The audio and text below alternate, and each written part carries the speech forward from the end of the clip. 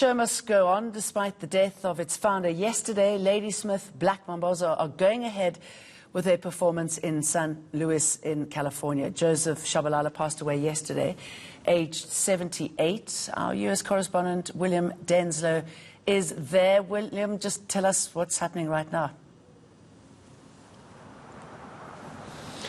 Yeah, the show just wrapped up a few moments ago. As you might be able to see behind me, just a few stragglers leaving this theatre. Of course, there were plenty of questions earlier on here in the US when the news broke of Joseph Shabalala's passing, whether this show would go on. Of course, this has been a tour that started in the middle of January, is expected to go on to the middle of March. And of course, let's not forget the fact that some of these band members have not only known Mr. Shabalala for decades, but let's not forget that four of his sons are currently in the band. So this is an incredibly emotional performance. But speaking to band members before this show, the message from them was it was the legacy of the band's founder that essentially, given rain or shine, the show must go on. He was that passionate about promoting his music, and not only that, but also promoting his messages of peace, love and prosperity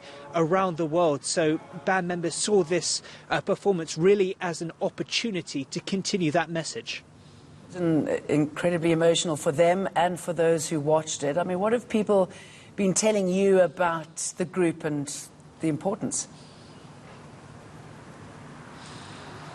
Well, there's really been a mixed reaction in the United States. I think it's fair to say they're perhaps not household names from coast to coast. But if you ask people about the 1986 album Graceland, the Paul Simon album that, of course, this band featured incredibly heavily in terms of the collaborations, then people would give you a very different answer. And speaking to audience members here, there was a rather mixed reaction in terms of whether they'd seen the band before. Some had seen Lady Smith Black Mambazo several times before. Some had never seen them before, but simply had heard Graceland and were fans of that. But speaking to audience members in the interval and then now after the show, there was a resounding message of just how not only emotional this performance was at times, but how powerful the singing, the performance was. And the message from the band is that while their founder might have passed on, there are four current sons still in the band, and they hope that this music can not only resonate here in the United States, but globally for generations to come.